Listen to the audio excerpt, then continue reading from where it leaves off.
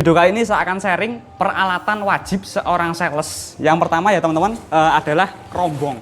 Jika kalian itu nganvas menggunakan kerombong ya teman-teman, menggunakan motor, kalian harus mempunyai kerombong ya teman-teman nih. Ini kerombong dengan ukuran sedang ya teman-teman. Ini harganya lumayan mahal teman-teman, karena saya memang memilih yang tebel, nggak tembus air. Karena kalau misalnya kita membeli yang murah, itu kalau misalnya hujan, itu yang rugi kita sendiri teman-teman. Saya juga pernah mengalami hal itu teman-teman. Jadi hujan deras, saya jalan terus naik motor, begitu saya cek ternyata produk saya itu banyak yang rusak, banyak yang peot, banyak yang terkena air teman-teman. Dan akhirnya saya mengupgrade kerombong saya menjadi yang sedikit agak mahal, nggak apa-apa, yang penting aman, seperti itu teman-teman. Itu yang pertama.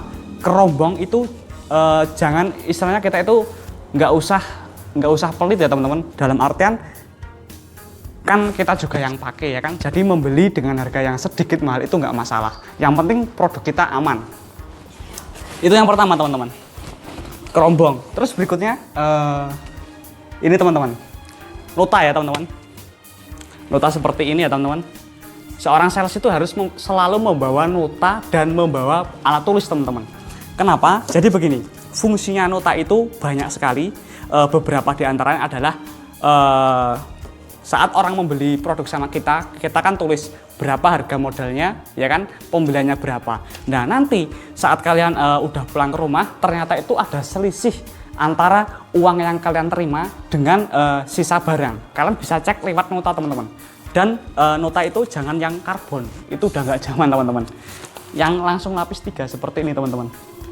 Jadi kalian tulis di sini, yang putih ini ya teman-teman, kalian sobek, kasihkan ke toko. Terus yang pink sama kuning ini kalian gunakan untuk rekap kalian, seperti itu.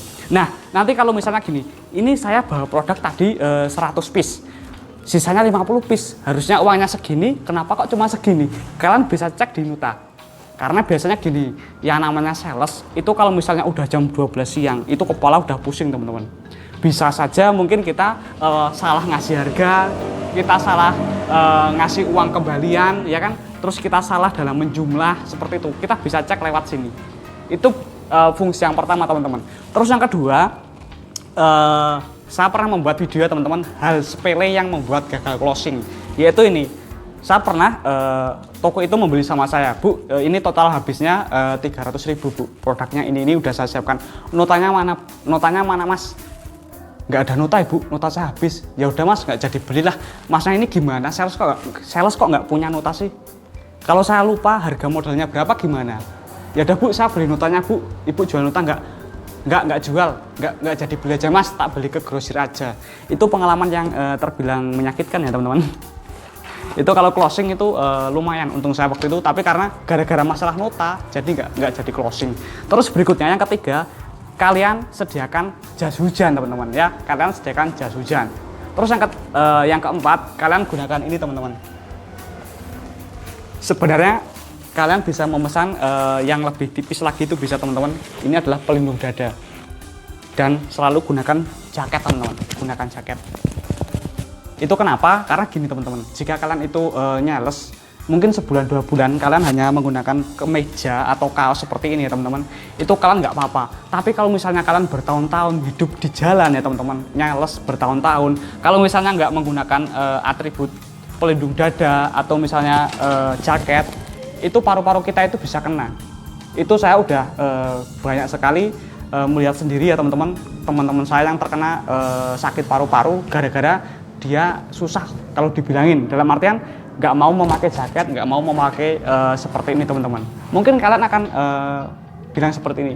Itu sebenarnya sih tergantung fisik dari individunya masing-masing Mas. Iya, itu memang betul. Tapi gini, mencegah lebih baik daripada mengobati. Terus berikutnya yang dibawa itu adalah guntaker. Tapi maaf, ini guntaker saya sedang dipinjam teman-teman. Oke, guntaker itu untuk menjiplak spanduk ya teman-teman. Saya tampilkan gambarnya di sini teman-teman. Ini yang namanya guntaker ya teman-teman. Nah, terus berikutnya yang harus dibawa seorang sales adalah uang receh teman-teman, atau uang kembalian. Karena seperti sebelumnya juga saya pernah share, saya pernah gagal closing gara-gara saya nggak bawa uang receh, nggak ada uang kembalian. Uangnya 100.000, dia beli produknya habis 70.000. Harusnya kembali 30.000, tapi saya nggak bawa. Bu, maaf Bu, ini saya baru pertama jalan Bu, belum ada receh. Ya udah Mas, nggak jadi aja. Minggu depan aja ya Mas. Minggu depan saya ke sana, udah beda lagi omongannya. Saya udah beli di grosir Mas. Nah, itu hal sepele, tapi bisa mengakibatkan gagal closing. Oke, mungkin seperti itu teman-teman peralatan yang harus dimiliki seorang sales. Ada lagi sih sebenarnya, yaitu kalian harus membeli sebuah peta atau atlas. Itu untuk pemetaan teman-teman. Jadi misalnya nih di Kabupaten A ada misalnya 20 kecamatan. Ya, kalian bisa membuat CRC dengan melihat peta tersebut teman-teman. Oh, ini hari Senin saya ke kecamatan A sama B, Selasa ke kecamatan C sama D, dan seterusnya. Terus berikutnya kalian bisa membuat dari buku tulis sendiri teman-teman, membuat LPH atau laporan penjualan, dan kalian bisa membuat untuk rekap kalian teman-teman, untuk rekap stok produk kalian. Itu akan saya bahas nanti ya teman-teman. Mohon maaf ini saya sudah ditunggu teman-teman. Oke, terima kasih yang sudah menonton video ini sampai habis. See you next time.